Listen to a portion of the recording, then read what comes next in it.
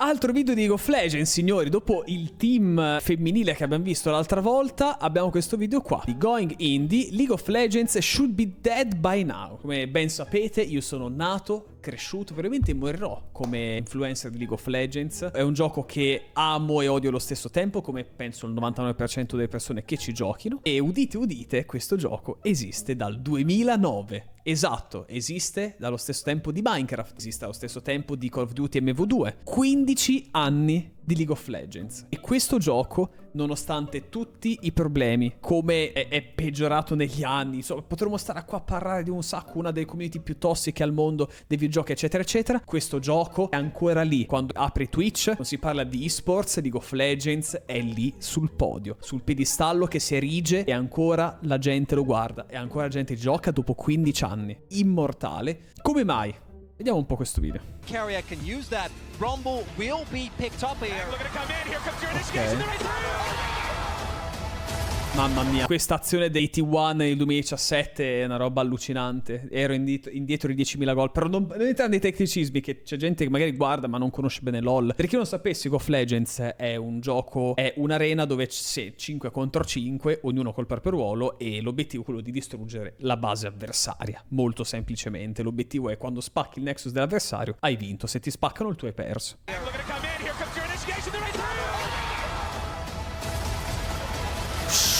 Why is League of Legends so dominant?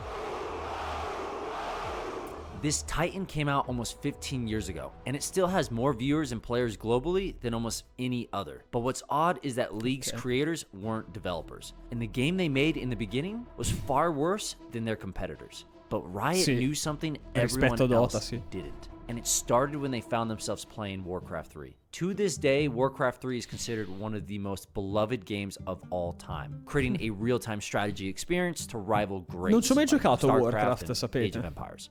But Mark Merrill and Brandon StarCraft, Beck weren't booting up Warcraft to play an RTS. They were playing a fan-made mod that changed one of the maps from an RTS game mode into something fresh. A team-based top-down game with just one character and abilities. The goal of the mode was to destroy the other team's ancients, hence the mod being named Dota. Now, Dota scusate, i wasn't sottotitoli, scusate, io ogni tanto mi dimentico. first MOBA ever created. But this is where the genre's identity was really formed. You had lanes, towers, waves and minions, leveling a champion, farming for Io gold. mi immagino so tipo much. i ragazzini che guardano questo video e dicono: che cazzo è questa preistoria qui? Mamma mia, i dinosauri proprio. More. It's baffling how many of the MOBA staples came from Dota. The game just kept evolving. Different versions and mods of Dota came out, and the community settled on a final version, Dota All-Stars. But just like all other games that began as mods, it was extremely inaccessible. First, you had to buy Warcraft 3 for $60. Then you had to navigate the custom browser to play Dota All-Stars. And because the game mode was exclusively multiplayer, the only way to set up games was through an online forum or searching servers for a full lobby. Mamma and after mia, all that work tedioso trying to find a proprio. game, the load times were beyond hellish. But even with all these issues, players loved Dota, and two college roommates knee-deep in the game set out to unshackle the game from Warcraft 3. Merrill and Beck would take this inaccessible yet popular game and release it as something new. But there was a problem. The two friends weren't game designers. They were both business majors from USC. They had passion for games, and we were early ma non members sapevano of farli. lots of online game communities, whether it was Dragon Realms in Brandon's case, or Ultima Online, EverQuest in my case. but no experience making them. So they began hiring talent to help them bring their vision to life. A new Dota, which they called Onslaught. The newly found studio, called Riot Games, was established in an old converted machine shop under an interstate overpass. Humble beginnings, to say the least. To help achieve their vision, Merrill and Beck hired 5 permanent team members and some interns, including Steve Ginsu Fierik, one of the original designers of Dota All-Stars. Fierik, like the founders, was excited about building a MOBA game unconstrained from Blizzard. So with little experience Quando in era ancora uno development, small or indie teamwork for company, that ora li matter, prendiamo per il culo, no? League of Riot Games, small indie company, quando ci sono i bug, il client che fa schifo, che si bugga, però una volta lo erano davvero small indie company, probabilmente girava meglio di adesso. Riot Games worked for hours to create a project. Minchia, la that they prima could show cinematica at di the League of 2007 Legends. Game Developers Conference in San Francisco. Some of the team managed full-time studies on top of 40-hour work weeks.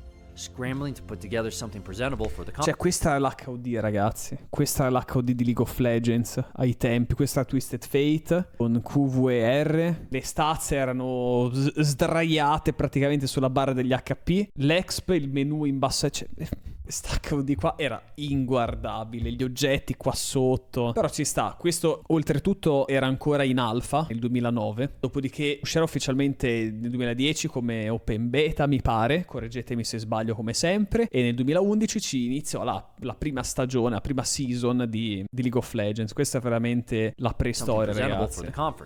But something sat on the shoulders of Merrill and Beck. Building a new Dota wasn't their only focus. Studying business had given these founders a totally different perspective than the rest of the gaming industry. And Riot's two founders wanted to do something unheard of with their game. They wanted to give it away for free. How can you make money with such a stupid idea? And how can you not make money with such a brilliant idea? This wasn't a thing in North America or Europe. At the time, you bought a game at full price, played it, and then bought another one. But in Asia, it was totally different. Most games like MapleStory were released completely free, making money through in-game purchases. This was partly to combat widespread piracy in Asia. Look at me, sure. I'm the captain now. But it also had some Cavoli, massive... è geniale. Effettivamente non ci si pensa a sta cosa. Con i free to play combatti la pirateria. Nessuno ti può craccare i giochi. Sono gratis. E gli oggetti che shoppi non li puoi craccare. Sono giochi online, non è che puoi avere una versione craccata del gioco. Quindi devi pagare per forza. Gli asiatici sono avanti. Price determines demand for a product.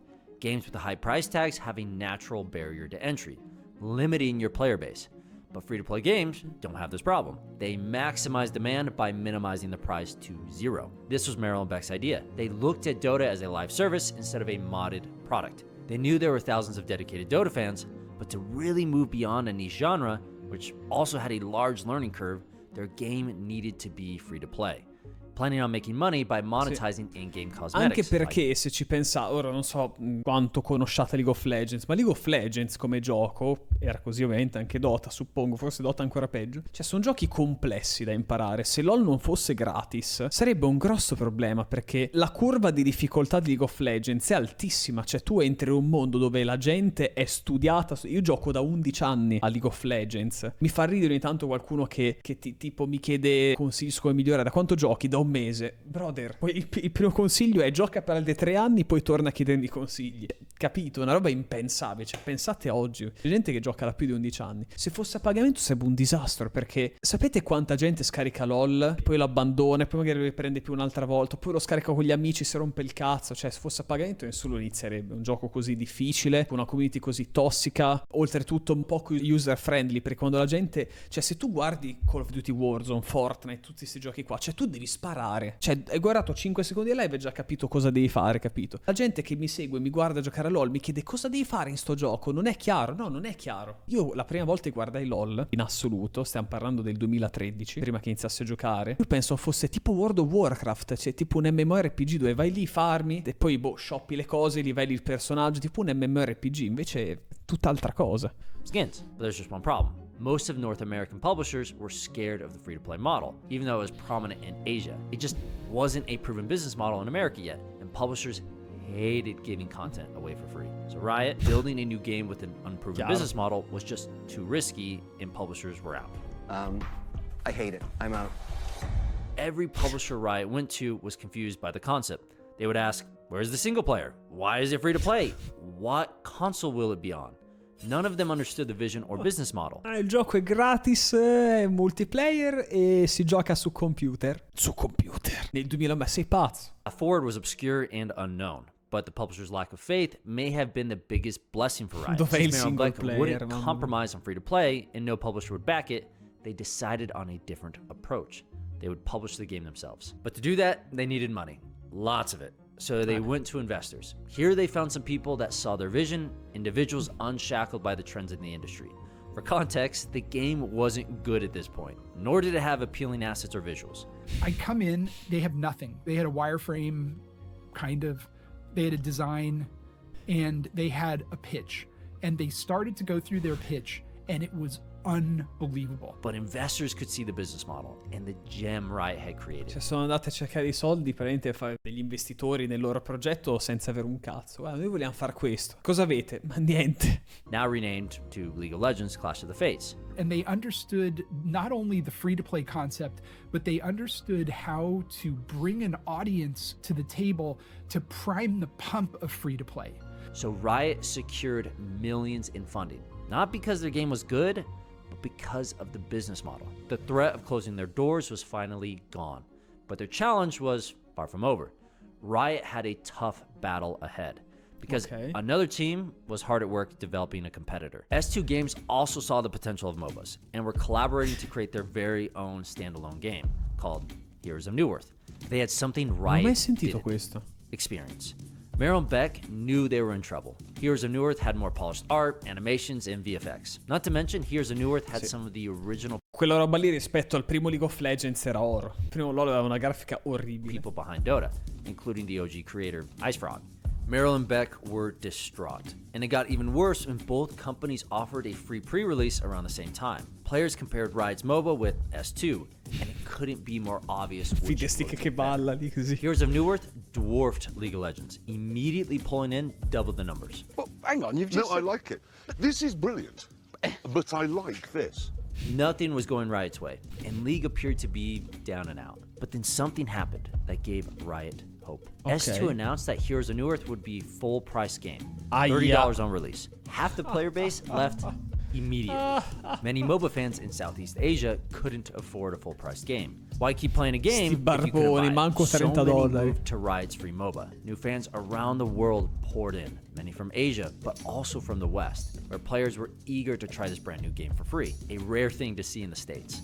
Tanto il concetto ad oggi è scontato, ma ai tempi il concetto di dire il gioco è gratis, cioè anche quando la gente dice Fierik, ma tu mi consigli di giocare a LOL? Di solito dico no, non farlo, ma al di là di questo, cioè il gioco è gratis. Cosa vuol dire mi consigli farlo? Cioè ma ti devo dire io, se ti dico sì, lo scarichi, se dico no, non lo scarichi, mica un gioco a 70 euro, cazzo, scaricalo e provalo, lo apri, se ti fa cagare lo disinstalli, cosa hai perso? Mezz'ora della tua vita? È un gioco gratis, questo vale per tutti, poi oggi è più scontato di una volta, però una volta, cazzo, gioco gratis, porca troia, mi ci fiondo. It's officially launched as free to play, it exploded in popularity. Let's eat. In its first year, the game brought in over $1.3 million. The next year, $17 million. Then $85 million the following. The game was skyrocketing. Okay. Tyler, Merrill and Beck only expected around 20,000 players at best, but they were getting millions. League was very similar to Dota, but it wasn't the game that made it blow up. It was the model, and we can see that with their competition. Although Heroes of Newerth lost half their player base, they still decided to release a full-price title, believing like the rest of the Western publishers that free-to-play wouldn't work. This blunder widened the gap even more between these two MOBAs, and after a year of lackluster sales, the studio behind Heroes of Newerth went free-to-play. But by this point, only 500,000 players had purchased the game, while League of Legends was sitting at over 32 million new players and counting. Which game do you think players stuck with? But even when Heroes of Newerth went free to play, it didn't seem like they truly understood the business model. Many heroes didn't have purchasable skins, not to mention the game had very few cosmetics, and they didn't seem concerned with adding more. Heroes of Newerth copied free-to-play, but they didn't understand non è il concetto del tipo il gioco è gratis, basta. Il trucco è metti il gioco gratis, poi preghi che ti arrivano i soldi. Intricacies behind it, which would bring them problems for the rest of the game's lifespan. This goes to show that Riot had something special, and they understood what others didn't. They understood the model. And the free-to-play model allowed them to dominate the MOBA genre, even though their game launched worse in every single way. League was riding high, but dark clouds were on the horizon. Companies saw how well League of Legends was performing, and tons more MOBAs began popping up, all of them copying Riot's business model. Valve had bought the rights to Dota and released Dota 2 in 2012, and in 2010, Blizzard announced their own MOBA called Heroes of the Storm. Nel 2010? Ah, infatti dicevo, merda, come il 2010, no, il 2015 poi è uscito. More, all adopting Pokémon Unite, model. sì. How do you survive against behemoths like Valve and Blizzard? The answer? competition. Riot meticulously crafted the perfect competitive experience that kept players hooked. In mid-2010, Riot added Ranked. Ogni tanto ci sembra scontato, ma cazzo, League of Legends quanto è superiore rispetto... Quando gente dice, Fierik, ma cosa ne pensi di altro nome di MOBA? Non me ne frega un cazzo. Gioco a un MOBA, gioco a League of Legends. Non gioco Heroes of the Storm, a Smite, a Pokémon Unite, tutte ste stronzate qua. Competitive game mode where players could rise through the ranks between bronze and platinum. One of the first of its kind, especially in the MOBA genre. Riot had one goal: elevate the perception of the competitive experience. While there was a large casual audience for League, Riot was trying to capture people who had heaps of time to invest in the game. The Sweats. These were the players who would play League for hours, climbing the ladder and purchasing in-game cosmetics. Bro, you have thousands of games per season on this account. I do it for a You don't job. go anywhere. Riot had the most addictive gameplay loop, fueled by players who had that competitive urge. Thousands of hours are spent Yamikaze learning impazzito, champions, item builds, and niche interactions, making the cost of switching to another MOBA difficult. Off me, stream sniper! As long as League continued to scratch that competitive itch, players weren't going anywhere. So Se pensi a un MOBA pensi a LoL. Uno dice LoL ha copiato da Dota ai tempi. Sì, è partito da lì. Però LoL è LoL. Cioè, se tu pensi al MOBA pensi a League of Legends. Semplicemente non è il padre biologico, ma è il padre spirituale di questo genere, capito? Cioè, è come dire PUBG è il padre spirituale di Battle Royale. H1Z1, Toh, non sono stati i primi, però sono stati quelli che l'hanno portato. E poi, vabbè, Fortnite è diventato Fortnite, però, insomma. Every ranked season brought heroes and overhauls to game modes, using data to measure how players interacted with champions in the game. And these are not just the old players trying out to see if they like the new one. These are players like myself. Analyzing what was working and what didn't. They were eagerly listening to their audience, more so than any other developer. All of these Ai changes tempi and new ascoltavano content kept these l'audience. dedicated fans around. They weren't always on the money. But what mattered was the commitment, which far surpassed any other developer of a competitive game at the time. Which brings us back to Riot's competition. S2 was struggling to keep Heroes of New Earth alive. The game had a much steeper learning curve and very few heroes offered it. Già quando vedi una roba del genere ti viene male agli occhi per quante immagini c'hai a schermo. Cioè, cazzo. An easy experience for new players. Whereas in League, you have a collection of champions that offer an easy way to get into the game, like Annie, Master Yi, Garen, many more. Heroes of New Earth was nearly impossible to get into, even when it was free to play. Viene male agli occhi solo a guardare quella roba lì. Making it easier. Instead of making the game more appealing, the studio released another MOBA in 2015 called Strife. So already their attention was spread thin. But what was worse was their dedication to maintaining a competitive environment. There was little done about toxic players, bugs, and broken heroes. Not to mention the UI and client remained untouched for years. Riot, however, with League as their only game, consistently improved the experience. Sì, soprattutto, cioè, se noi paragoniamo quello che è successo ormai 10 anni fa, mi fa strano pensare che a Summoner's Rift, per come conosciamo, da 10 anni, però c'è stato il cambiamento a fine Season 4 di dicembre 2014, che hanno fatto il rework alla mappa. È la stessa mappa dove giochiamo oggi, cioè la grafica è quella, ovviamente poi l'hanno cambiata un pochino negli anni, però quando c'è stato il cambiamento vecchia mappa rispetto a nuova mappa, nel 2014 c'è stato... Cioè, lì a livello l'impatto visivo della mappa della nuova Summoner's Rift Season 5 è stato gigantesco, cioè sembrava proprio anni luce avanti rispetto a Dota, rispetto agli altri MOBA. Differences was S2's lack of support for the competitive Dopo ve la faccio vedere something la Riot Games was more than willing to provide. Esports. Sì. Ecco, negli esports LoL è troppo forte, cioè anche pensare, tipo ora ci stanno i mondiali, ok? C'è anche pensare l'esports League of Legends, cioè quando tu ti metti a guardare i mondiali o comunque League European Championship, i Korean, cioè tutte queste cose qua, quando tu ti metti a guardare le competizioni di LoL, non è semplicemente buongiorno gamers, oggi siamo qua con il team A contro il team B, campioni in assoluto e bla bla bla. Cioè cazzo, c'è lo spettacolo, c'è il concerto, i cosplay, l'arena, un gran casino, effetti, cioè è praticamente uno spettacolo assoluto, cinematiche, poi la musica, le canzoni, cioè semplicemente quando tu ti metti a guardare tipo i mondiali, no? Che adesso ci stanno i mondiali, cioè inizia che c'è un concerto, uno spettacolo, il cinema praticamente, tutte queste cinematiche, anche l'entrata dei team, cioè ormai è tutto scenografico, in un livello che tu non guardi solo per vedere la partita competitiva, principalmente sì, però non guardi solo la partita competitiva, ti metti a guardare praticamente lo show che dura tutto il giorno per fare un paio di partite. And they kicked everything off with DreamHack World Championship 2011, when Fnatic would take home the winning prize of $50,000, an unbelievable amount for the time. This would later become Worlds, the biggest annual esports event in the world.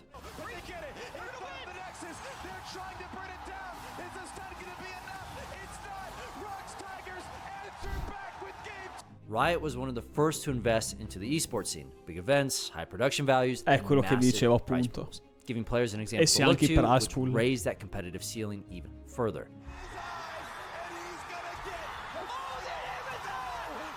Porca puttana. League of Legends Pioche. Ah, questo cos'era? 2022 mi sa. Era i mondiali del 2020. Mamma mia, che belli che stati sti mondiali dei DRX. Mamma mia. Gli ultimi che ho guardato intensamente. Mondiali più belli che abbia mai visto questi. League of Legends esports became a juggernaut. Every finals pulled in millions of viewers, thanks to the rise of digital platforms like Twitch and YouTube. E infatti, adesso c'è la cam che lo copre, però c'è il grosso pisellone qua nel 2022. Seeing all of this as a Heroes of New Earth player, why would you stick around? And many didn't. League lent itself perfectly to the competitive scene, including streamers and content creators who would show off their incredible skill or something else entirely. Oh, come on! Sì, vabbè. You could find dedicated players for your favorite champions, and most of the time, you had a few choices. The more popular the game became online, the more people wanted to play it with friends, stream it, or watch it. Players were sharing their favorite highlights, either dunking on their friends or showing off some incredible moments in the rank ladder. League became its own marketing engine, but on the other side of the ring, their old competitor fizzled out.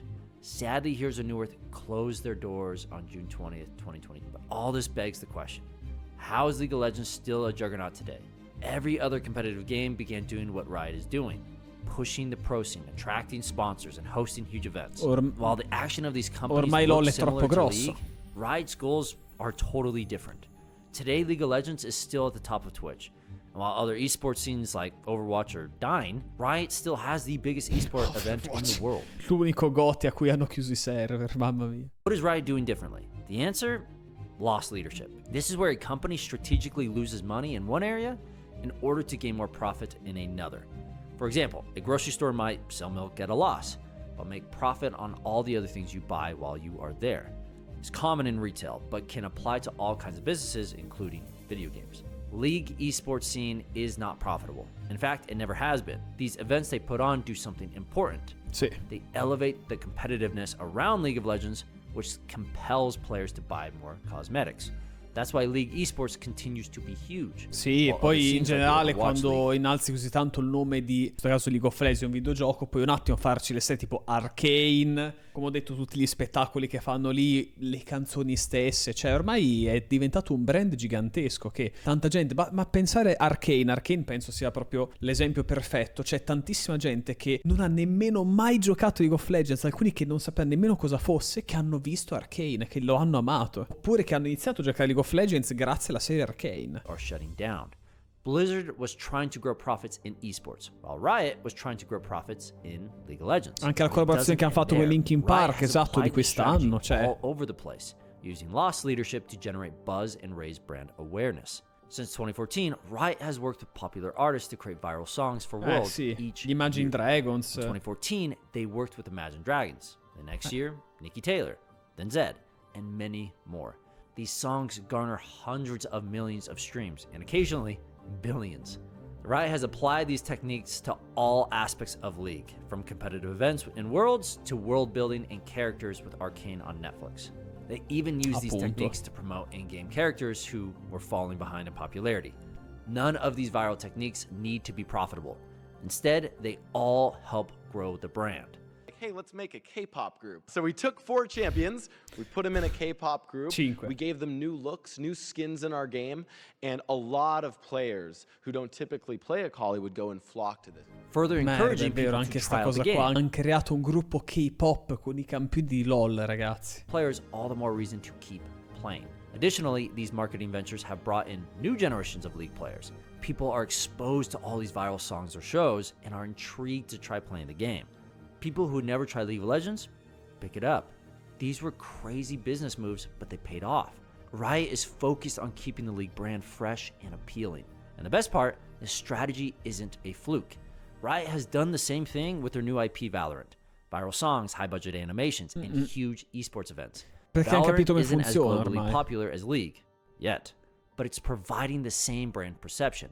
And it Non allows the sarà game mai to popolare come League of Legends, penso, anche per la tipologia di gioco che è. Però, insomma, diciamo nel suo campo Valorant è diventato gigantesco. CSGO, vabbè, è rimasto ai russi. Però vediamo tipo League of Legends, Old, Summer's Rift versus New. Vediamo.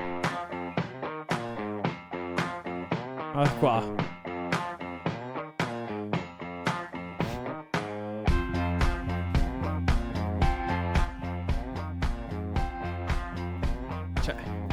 Questa era quella vecchia, no?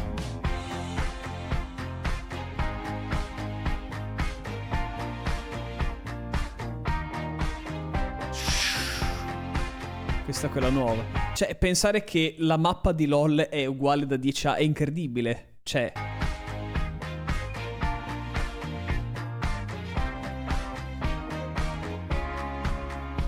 Questa è quella vecchia.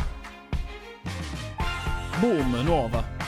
E questa ce l'abbiamo tutt'oggi. Ora, stampa sembra nuovissima, ma pensate che questa mappa è passato più tempo da quando hanno fatto questa mappa a oggi rispetto a da quando il gioco è nato e hanno fatto questa mappa. Perché il gioco è nato nel 2009 e hanno fatto questa mappa 5 anni dopo, nel 2014. E 10 anni dopo, oggi, nel 2024, è uguale. Hanno cambiato un paio di robe, però l'estetica è la stessa identica. Sta mappa qua ha 10 anni. Quella vecchia è durata i primi 5 anni e basta.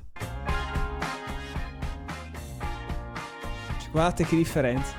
Questa era quella vecchia. Mamma mia, i modelli dei campioni, ragazzi.